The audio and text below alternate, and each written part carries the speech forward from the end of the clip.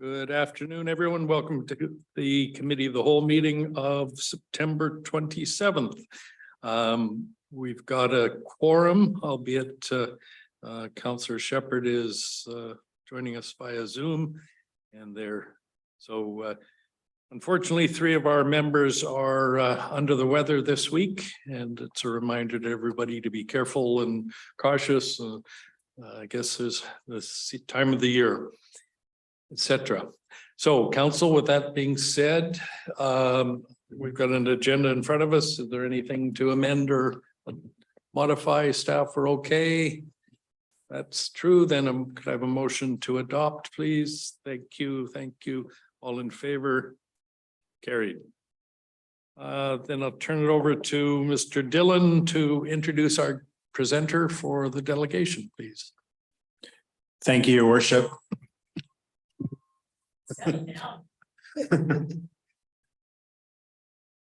Testing. Okay. I'll stand here. Yeah. Thank you, Your Worship. So today we have with us Urban Systems, Anita Chambers will be presenting.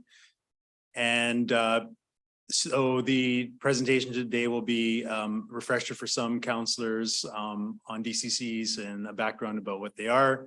And then also a roadmap on what the process is going forward. So the best practices guide says there should be a major program update once every 5 years.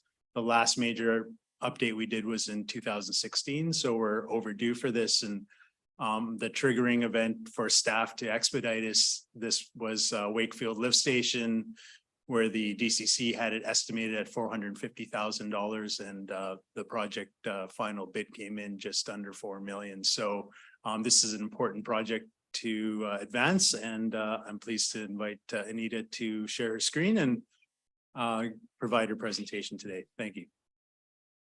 Thank you, Mr. Dillon. My video was working earlier, but it says the host has stopped it. So, oh, there we go. Start my video. Great.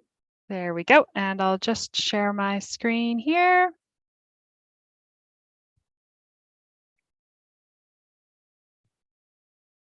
Excellent. Thank you very much, Mr. Dillon, and thank you, Mayor and Council, for having me here today. I do have a presentation for you. And so a little bit about what I'll be talking with you about today is just a little bit of project background. Kern has covered most of it. DCCs 101, so an overview of DCCs. A little bit about DCC program development, the processes that we'll be going through, and then next steps. As Kern had mentioned, the district's last DCC major update was completed in 2016.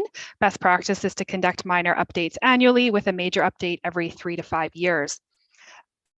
Key drivers for this project include increasing development demand. There's also new information on projects and costs that we want to make sure is reflected in the DCC program. And we want to make sure that we're incorporating climate change into projects that are included. Next, on to our DCCs 101. So the goal is to introduce you to DCCs if this is a new topic, and the process that we will be taking as we work through this DCC update with staff, as well as next steps after today.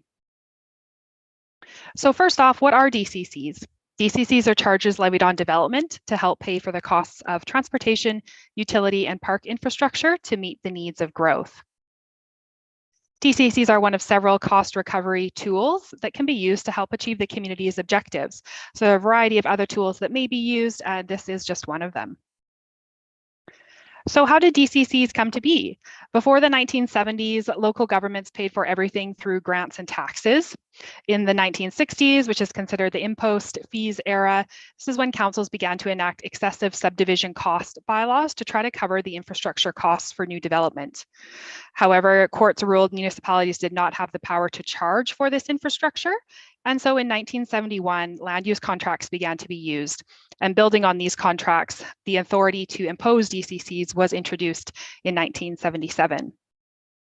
Since then, in 1990, Vancouver, through the Vancouver Charter, began to collect similar fees. We call this DCCs Plus, as they can also include some amenities such as childcare.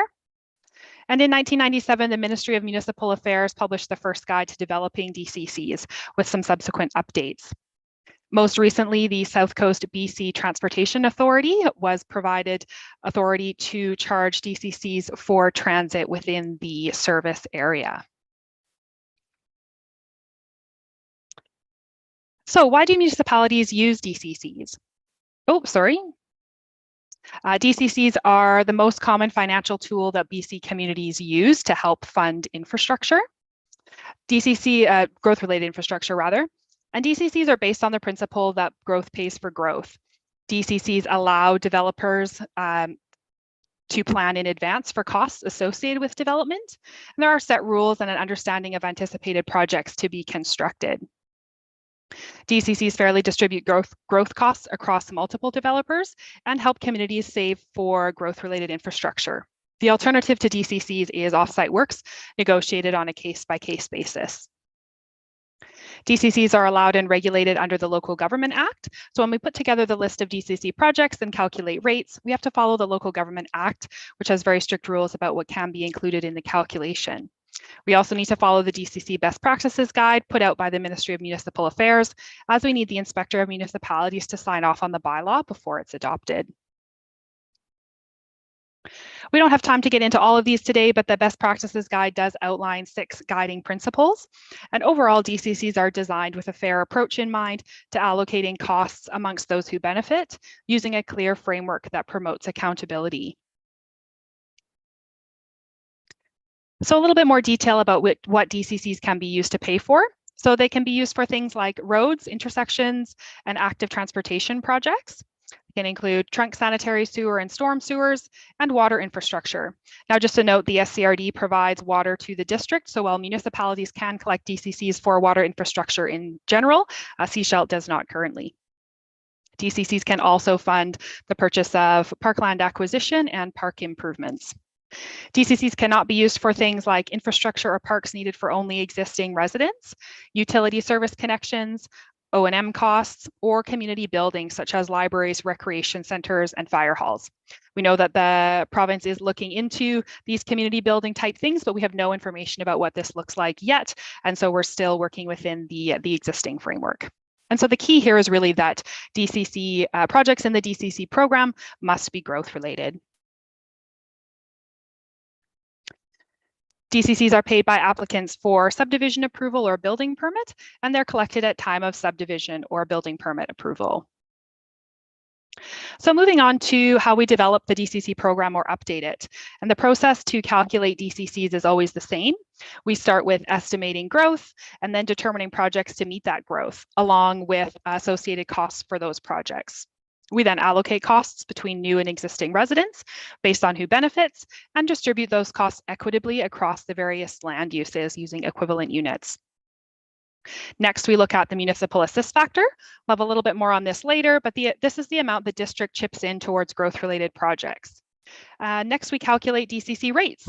Once we have those draft rates, we meet with council to review the rates, we conduct external consultation, and work towards finalizing the DCC bylaw, seeking ministry approval, and returning to council for bylaw adoption.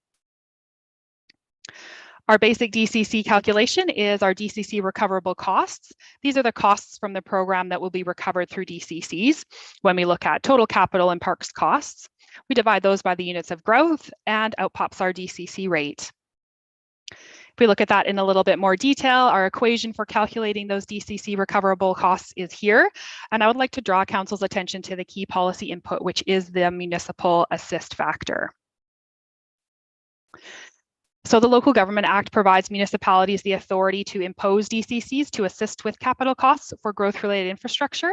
And so this means that this is the amount the municipality must contribute, and it's netted off the costs allocated to growth.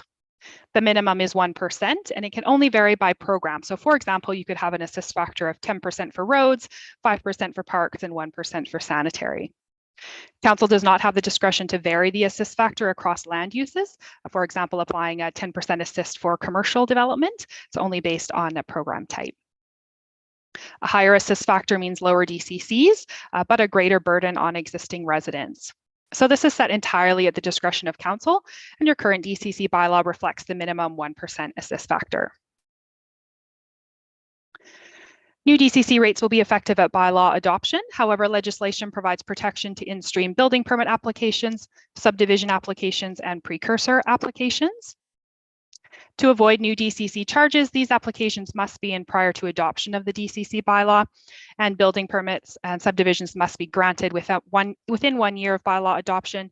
And for those rezoning and development permit applications, they must result in building permit issuance within 1 year. So overall, there's a 1 year in-stream protection. I won't go into detail in all of these today, but the Local Government Act does set out instances where DCCs are exempt. Note that municipal buildings are not on this list, and so these buildings should still be charged DCCs. There are a few instances where council can set by bylaw a different amount for some of these, whereas right now building permits are exempt for $50,000 or less and small units. I did want to note that unless noted in the bylaw, DCCs cannot be charged on fewer than 4 units. So these are things like duplexes and triplexes, but this can be noted in the bylaw. And so Sechelt does currently collect DCCs on fewer than 4 dwelling units, which means that you are collecting DCCs for development in redevelopment scenarios. In 2008, local governments were provided additional authority to waive or reduce the amount of DCCs for certain classes of eligible development. Those are noted on the screen here, which include not-for-profit rental housing, for-profit affordable rental housing, small lot subdivision designed for low GHG emissions, and development designed to result in low environmental impact. The key thing to note here is that when council chooses to waive or reduce DCCs, the rest of the community funds this, and so these funds should be made up from non-DCC revenue sources. Waivers and reductions can be established in a separate bylaw outside of the DCC rate bylaw, and we recommend that is the approach if council wishes to pursue waivers and reductions, and that's just because that bylaw doesn't need to be approved by the inspector, and so it provides you some additional flexibility if you were to set a bylaw and choose to change it in the future. And finally, a few next steps. So currently we are working with staff to confirm growth estimates and develop project lists. We've had a few really great meetings with staff in the early stages of this project, and staff are working hard to provide information we need. Everyone's been really engaged with the discussions to date, which has been really exciting.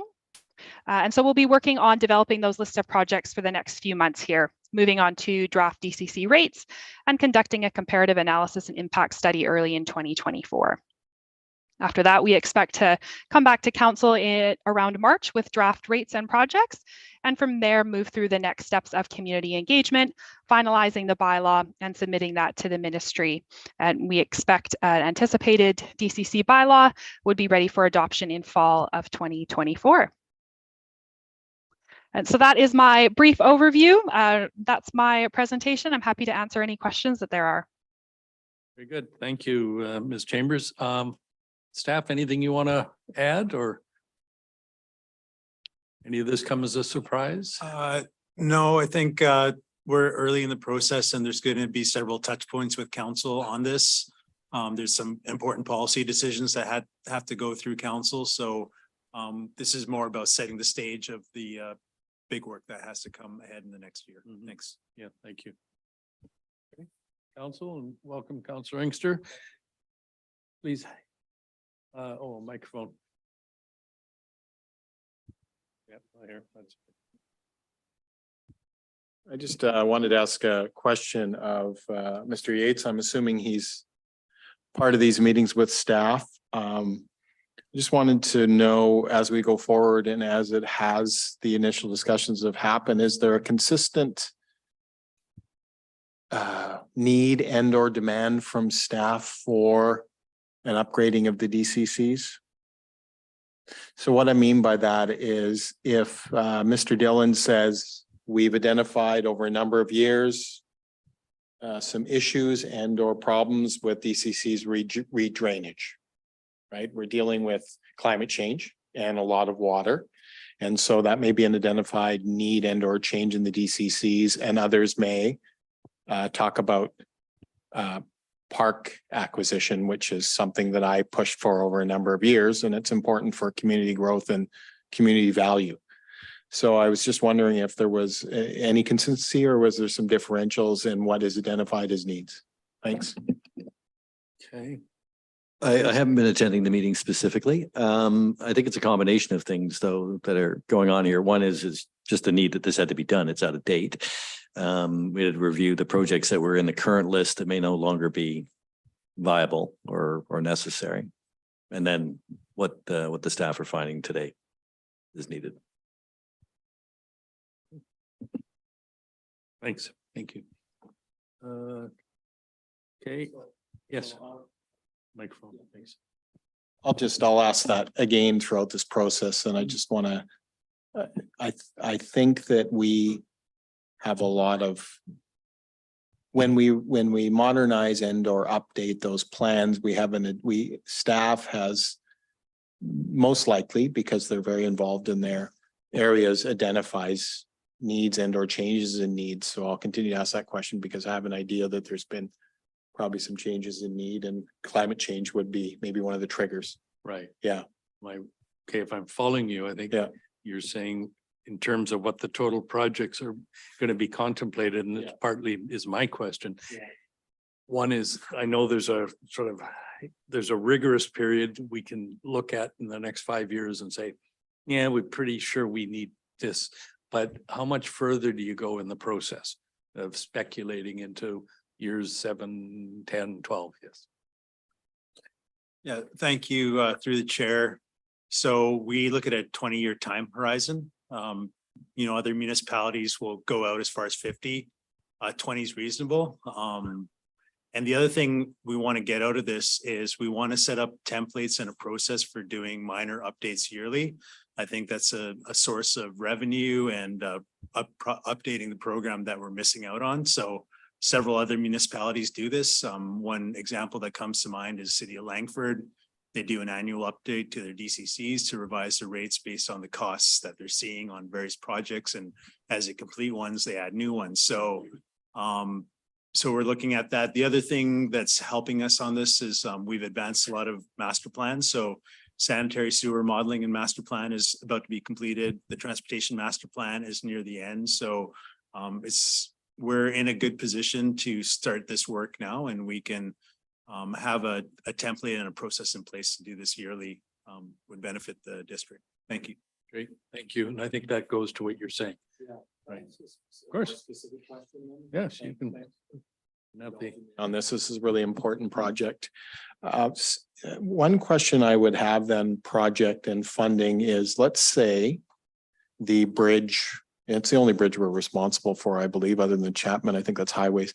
The bridge to Sandy Hook to Wannock out there needs replacing.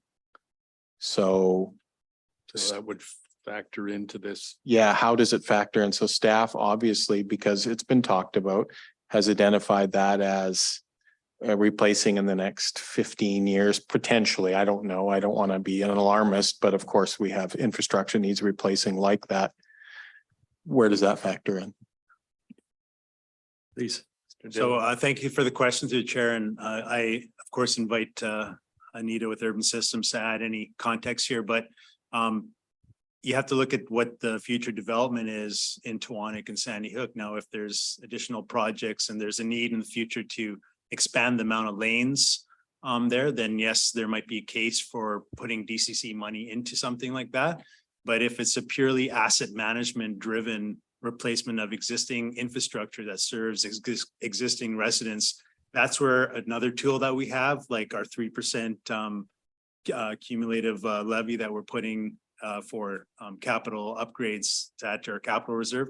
That's the tool from the toolbox that we'd want to use for that particular issue. So there's, there's multiple different drivers in a capital program. There's the DCC growth related stuff. There's also the asset management stuff. So for something like a pure bridge replacement, perhaps a mixture of the two would be appropriate. Like, for example, on Wakefield Lift Station, we're using DCCs and some capital reserves because it's not fully serving growth. It's serving some existing residents.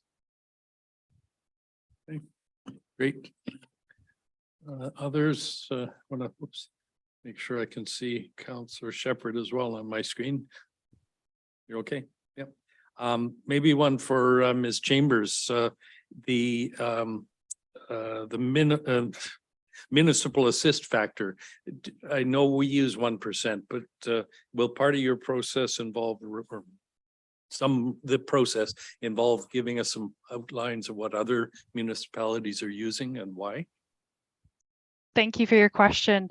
Through your worship, yes, we'll certainly take a look at what others are charging.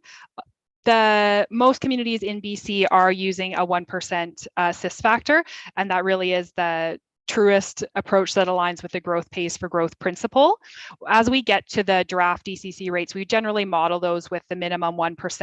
And then depending on where those rates land, we talk with staff and come back to council with some options should council be interested in reduced rates, which would be that higher assist factor. So we will be able to provide you some information with what some others do and how that might impact your rates depending on the approach that council would like to take.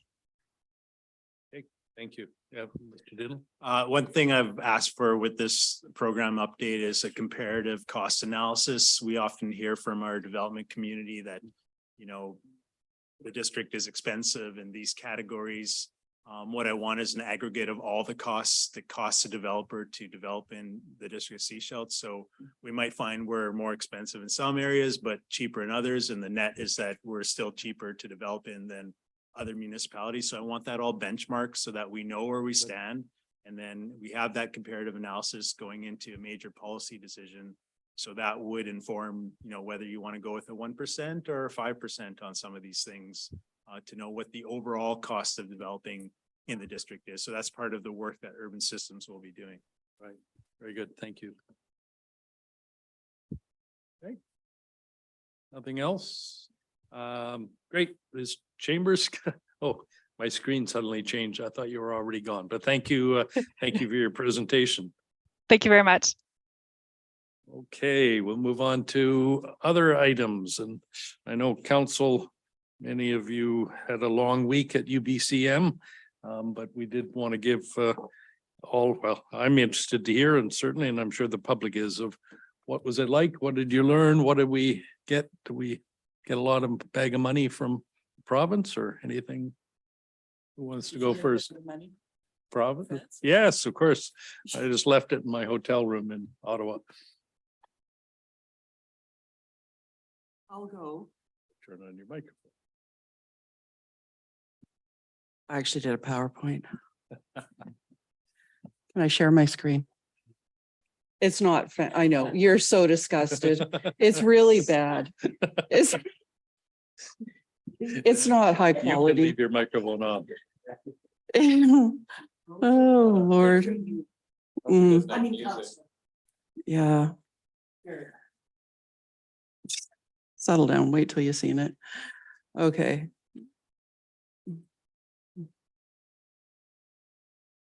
Okay, let's see if I can do this. Oh, sweet Marie. Okay, so off we went to Vancouver on the first ferry.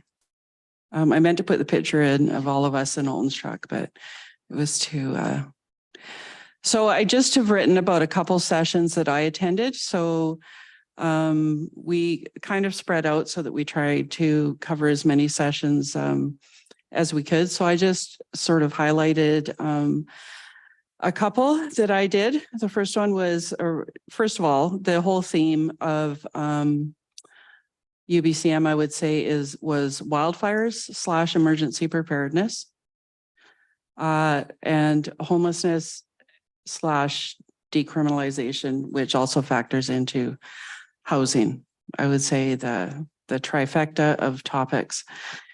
And so the first session I went to was around decriminalization and public use, as the province is just into the first year of their 3-year pilot project around decriminalization.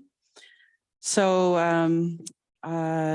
currently, see, it's already bad. That's not currently, it's currently in BC and it shouldn't have a bullet.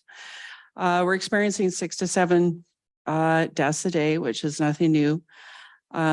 Contrary to popular belief, and it's actually 50%. This is really bad. Look at Director Allen is having a heyday. You know, I think I almost did this while I was at the reception.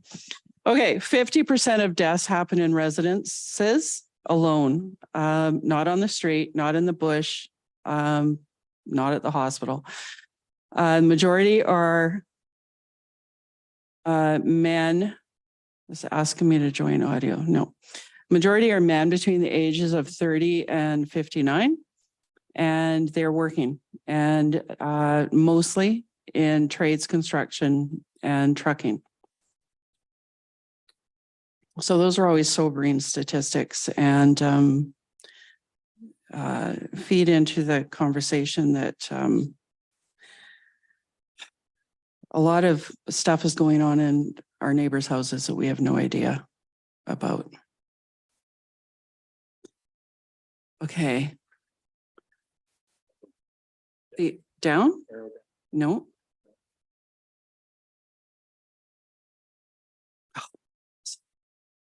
Okay, so currently we're at the start of a 3-year decrim project. A lot of concern raised around the increase in public use. Recent amendments are restricting use around areas where children frequent. Their province says that there's further amendments coming this fall. And they swear they're making investments in the treatment and recovery piece, which is true. They are. They're, you know, they've added 400 beds, et cetera, et cetera. You spread that out through the province. That doesn't look like a lot when you compare it with the need. And over you hear that rural communities are impacted more, which we know.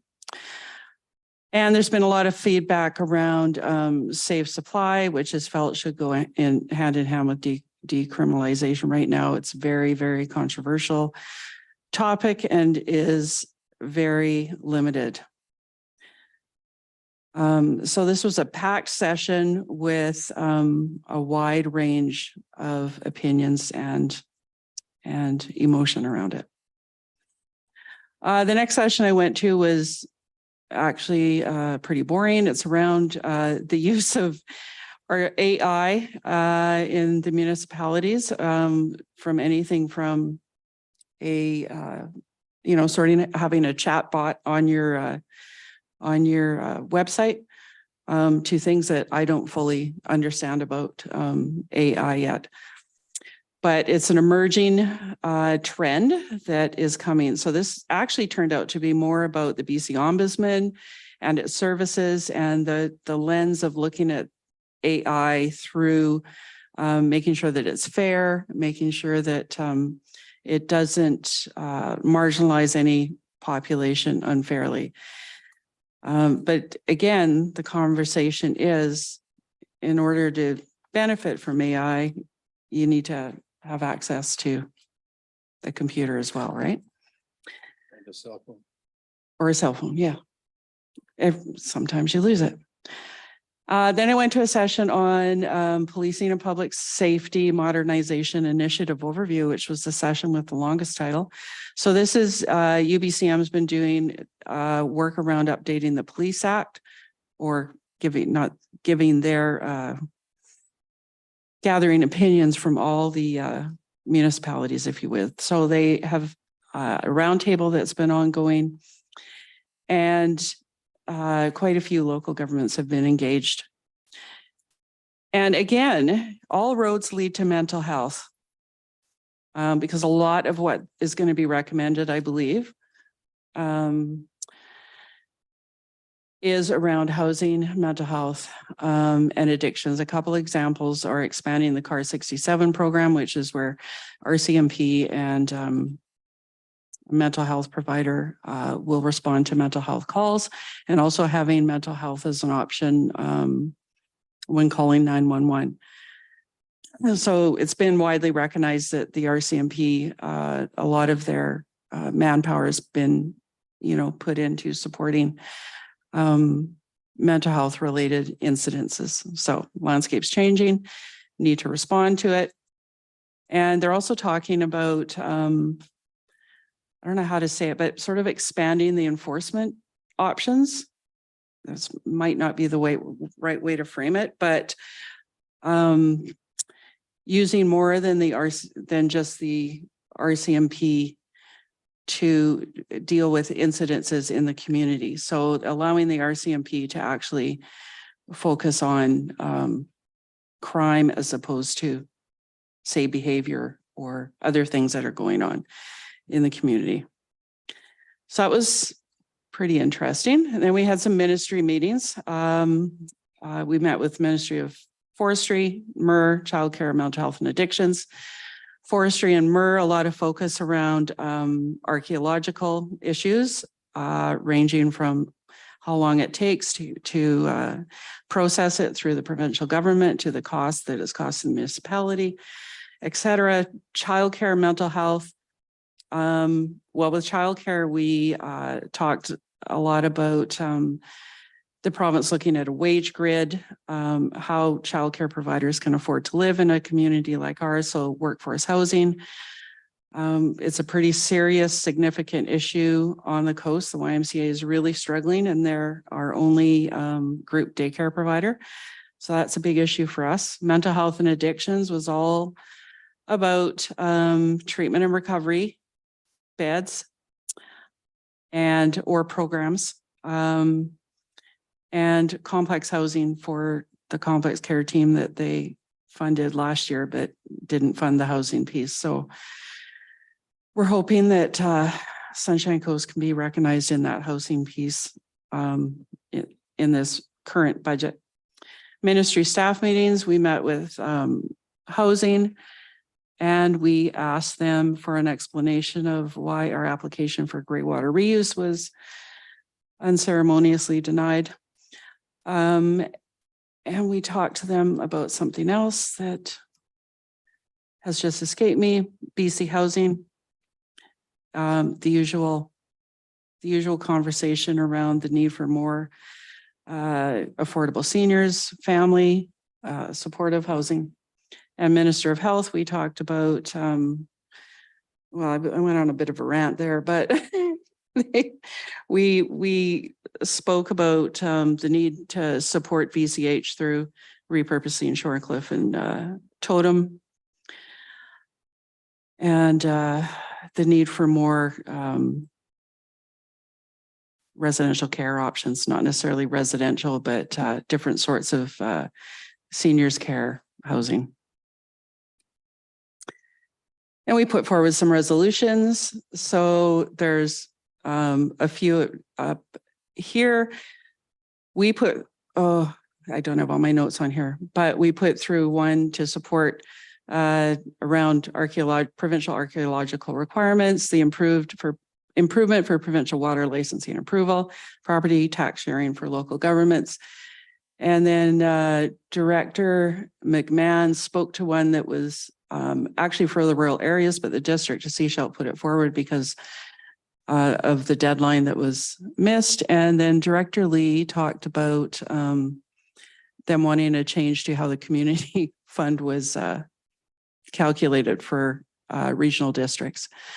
The picture in the middle is actually a mayor of Duncan, Michelle Staples, and she was the first community that had the village model, which is a model that has very small units that the unhoused can be housed in, that has a shared eating areas and shared showers and washrooms.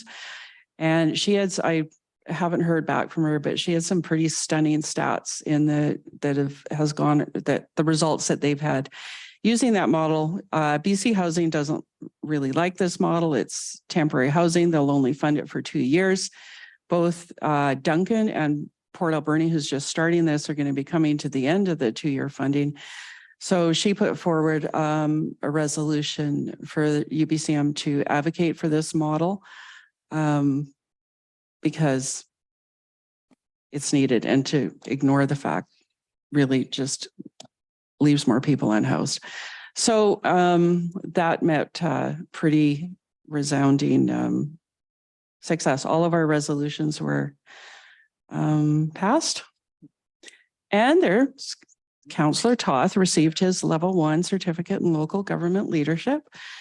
And unfortunately, he's not on to be embarrassed by the fact that I did that. So that's the end of mine. No, not necessary. Thank you. Would you like to be the hard act? You can talk. Yeah. No, through the chair and through to the group. Actually, that's great, Brenda, Councillor Rowe, in terms of preparing it that way, because I think it is a great way to summarize and try and get all of the information together, the notes and notes that were taken. Now, saying that, I haven't got my presentation ready, but I would like to. And this hasn't been a great week for me. I'll put that out there and would like to have another opportunity to be able to do that. There was, I mean, one theme, as Councillor Rowe said, is housing, mental health, emergency preparedness, and a number of those things that I can bring some information back to share. I think the one thing that was maybe, I guess I'll put optimistic is that, you know, I think that it was brought up many times in conversations, to the ministers, to the premier, that there always has to be a rural lens to what they're looking at rather than just an urban lens, because the small rural areas tend to be forgotten. And there was a lot of very loud voices at the UBCM and some very, very great needs in some of the rural areas. Challenge for many of them being that they don't have the tax base to be able to cover a lot of the infrastructure. And so infrastructure is a tremendous need in the rural areas. And you know, can the government start looking at that as possible funding resource or a possible support resource? As I say, there is a lot more to come, I think, around the housing. I think that we're definitely going to be seeing a greater, maybe more of a mandate at this point, I'll say, on more density in terms of opening up the zoning opportunities in terms of what can be built on properties. Let's hope that those are going to be certainly with the lens of being much more affordable and more flexible in terms of what we can build, certainly for seniors. It's recognized that the housing needs are right across the board in terms of small housing, seniors housing, row housing, workforce housing was recognized that as a very serious concern for many, again, rural areas where they have a great gap in staffing, and yet they can't, the people that they want to hire cannot afford to live there. And we certainly know that that's a serious problem here. So again, that's a real quick snapshot. There's more to come. I'd be happy to provide that. And I think that's a great way to do it, is to put it into that sort of summary. So thank you. Perhaps you could borrow Councillor Rowe's PowerPoint template. Thank you, by the way. Thank you, Councillor Rowe. Councillor Toth is on. How did he get on? Where is he? I've got my video off, but hopefully you guys can hear me. Yes, we can. Great. Thank you. For the minutes, how have you been with us quite a while, or have you? No, logged just in to see your picture? less than a minute. Okay, thank you. You saw it. Oh, okay. Please go ahead, Councillor Toth. Thank you. Like Councillor Bell, I've been sort of preoccupied this week, and then I've been one of the lucky few of the elected officials to have come down with COVID from the conference. But I'm hoping I'm going to be able to put together a written report to go into the council agenda that gets published on Friday. One thing I do want to highlight is that our new councillors did an absolutely stellar job of convention. Everybody was well prepared. Everybody was, ready to go to the meetings, ready to participate if it was necessary. And that's, not only our council, but the elected all across the coast. One meeting that Councillor Rowe missed mentioning was that we attended the Town of Gibson's meeting in support of Ice-T funding.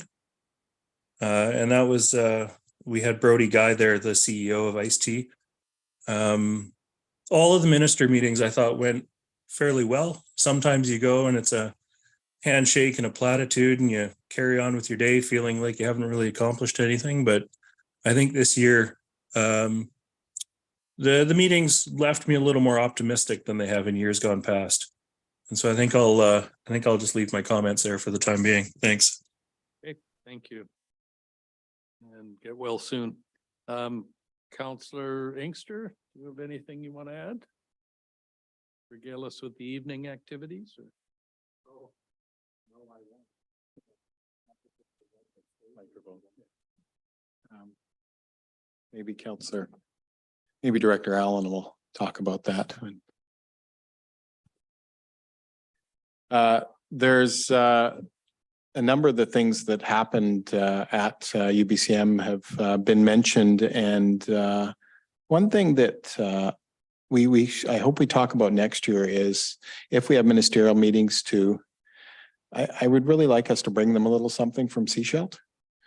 You get 30 meetings in a day, and you don't remember. You got to go back to your notes. You don't remember people. If we bring them something, which we've done in the past, they will remember us, especially if it's a local food thing that maybe the farmers market has that they don't have there. There's some really good sugarless things that they make there. It's really cool, and or chocolates, local chocolates. So if we bring them, Challenging council, we got to come up with. well, good I think, gifts. yeah, I think staff has done it in the past, and it's just, they're good ideas. They'll remember us, and they'll remember what we even talked about, because we'll have our folio attached to it. The most important things for me always at these conferences is being able outside of the regular sessions to talk to people that have dealt with a number of problems and or issues, and or talk to people in the government that you catch. On the healthcare issue, I caught one of the people that is looking at funding us and being the government liaison to it right outside the convention center and talking to them. And I made them promise they would come to Seashelt and talk about it and be here. And maybe they'll bring, I think they're childcare, so maybe they'll bring BC Housing with them. I encourage them to do that, just to get that project sewn up. And I think it's sewn up, but maybe there's some pieces that need to be worked out. So those are important things that happen at the convention, to be able to talk to those people. One of the presentations that we had, the very first, I think it was was it first or second morning? It was mid-sized communities, and emergency management was really key. And I think a number of council members from our council and here at the meeting today were part of that. And it talked about a number of communities have faced some challenges over the years, including Merritt a few years ago and being underwater. So you have to imagine Seashelt, which let's just say Seashelt's more flat and we're underwater, to how we deal with that and how they dealt with that and how the community was basically all underwater and how you rebuild from that. It takes a number of years and a lot of outside help. It's just a crisis situation for the community. And I don't think the mayor, I'm not sure if the mayor ran again. So it shows you how stressful it is, but the new mayor dealt with the aftermath. And then a number of years ago, and continuing forest fire mayors are there talking about how forest fires affected their community. A number of years ago, as West Kelowna mayor was there in the middle of his community on fire at the UBCM, and he was interviewed all the time. I don't even think he got to go to things because he was worried about that. So those are really important issues. Once again, climate change and floods and or fires. So one of the things in reference to that topic that I wanted to mention to this group and through you to staff is there's always follow-up and or takeaways. The premier announced on the very last day funding for Emerge Manage. I don't know what that means, but that would be something that we could look into in order to see if we can utilize any of that funding to help prepare our community for what may happen in the future. There's some funding available to that. It was a really important issue, as Councillor Rowe mentioned. The homeless issue and drug issues are also a problem and throughout the communities of BC. So if those people that are dealing with B&Es and Seashelt more recently think it's just a Seashelt issue, there's problems in Paul River and elsewhere with some of those issues that are just becoming, it's throughout BC. And so I think the communities are trying to wrestle with that in terms of looking at more mental health funding as an example. And some of the things that we've looked at doing, I think other communities are looking at doing and, adding extra security and things like that. The housing issue is a big deal. That's something that maybe our staff would directly have been able to notice and or get information on, because that will require some follow-up is from our staff. The ministerial meetings, other than those two I mentioned, I think there's a number of them that will require follow-up. Because what the meetings ended with was, you'll have to follow up. And with us, and or we'll follow up with you, but I hope they do get back to us soon, because we'll be waiting. The one I wanted to mention to yourself, because you weren't there, was the Ministry of Transportation meeting was talked about. And Councillor Rowe thinks that she missed something, but actually I think that's okay to miss that thing. We spoke on a number of different issues. One was the highways issue. I think we reinforced the need for another staff member, one or two here in transportation. And I also got a kick at the can on the ferries. I said a lot of what people have been complaining about in the ferries, including the new one of being stuck up above the booth without washrooms in the heat with no services. I'm always wondering when the government hears us talk of whether they've heard this already. They always look surprised, but I'm assuming they know. So I have, I think you have this, but they grabbed me afterwards to say if we want to have a meeting with the transportation minister, and if you don't have a direct thing, I have direct thing here. So yeah, so because I complain on some issues, and I have for years until they get me to go away by talking to a minister. I'm not sure. I think that's it for now. I just compared notes with Councillor Rowe on some of the information we received. Well, But I no, think I commend you. I think what you just said about being in their face essentially, and keeping them aware of what that we exist is a big part of UBCM. Yeah. I wanted to just also acknowledge, I know there were a lot of meetings of staff to staff that I understand were productive to a degree, and then the follow-up is very, very important. I was talking with Mr. Yates earlier today, and I think I'm going to Victoria in the third week of October. So see if anybody wants to see me then, but that'll be the way to follow up. Anybody want to join me, you'll be welcome. I get a better hotel. Well, it depends on who you're going to see. If it's transportation and housing, I'm in.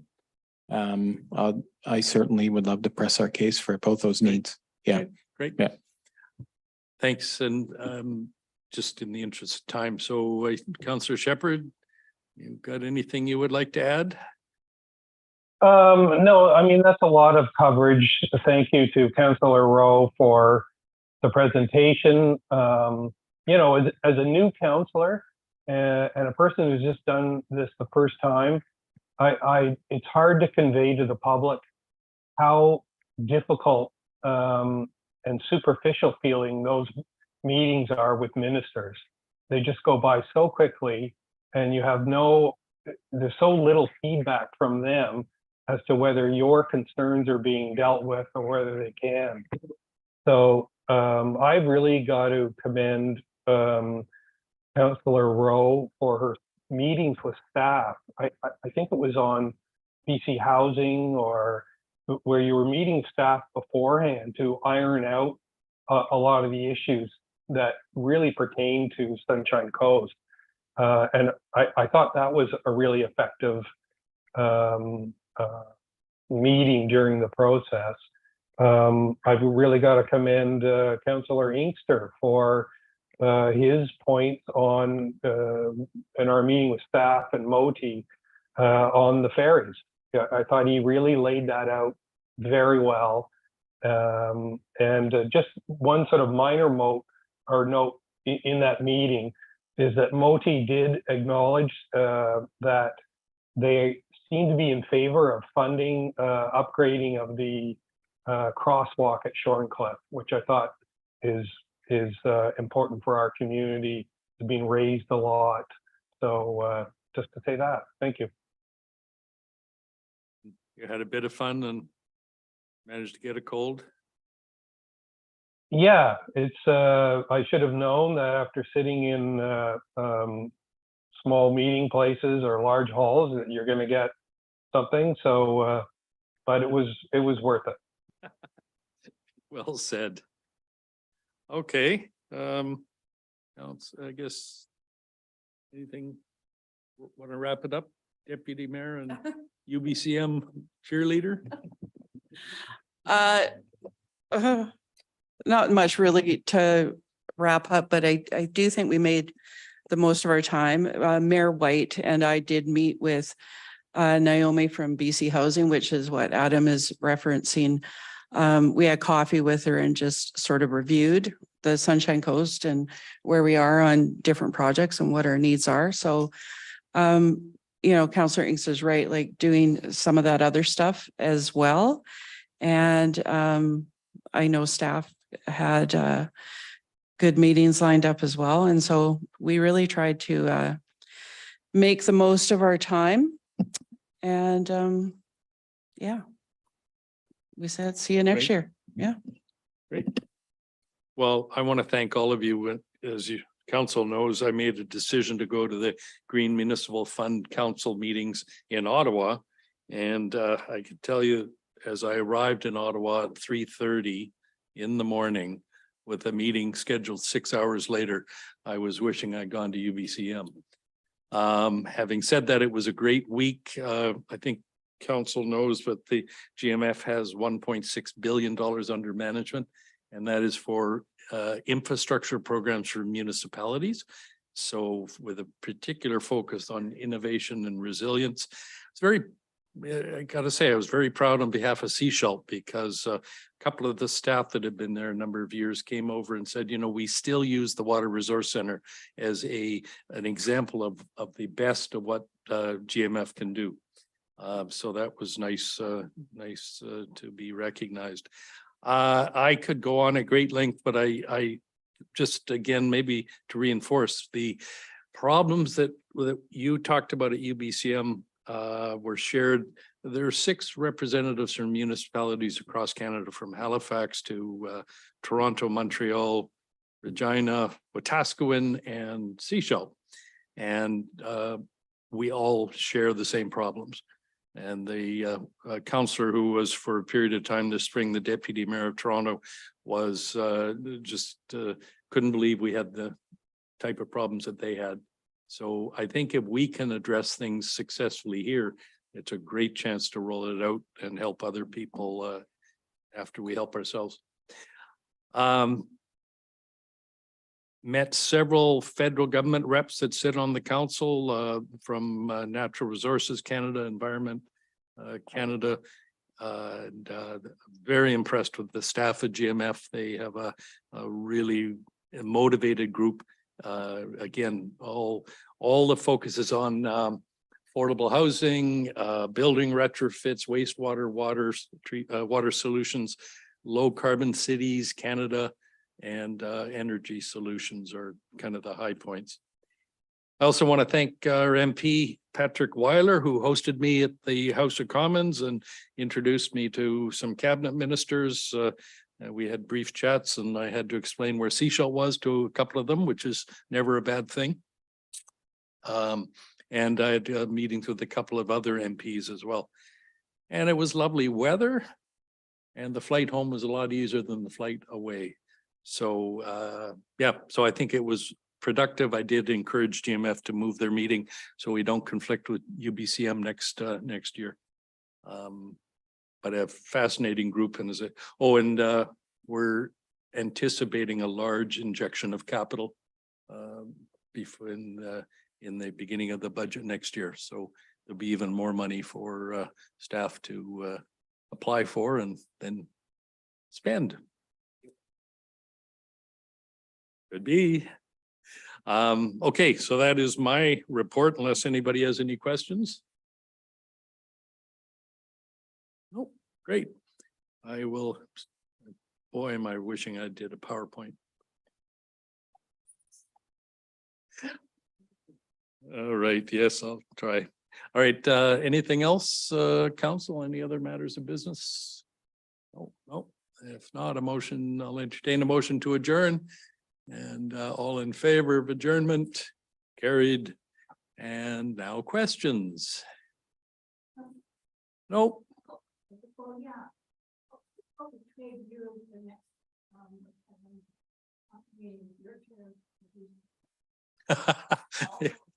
Yep.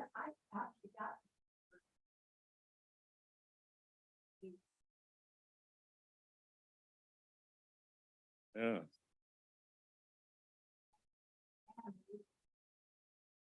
And what? Oh, snacks. Well, we're being careful with our dollars.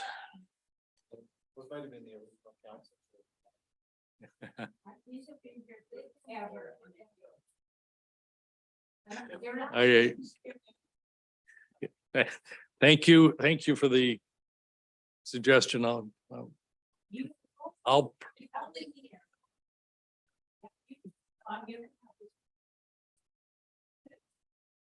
don't you worry, we'll figure out something.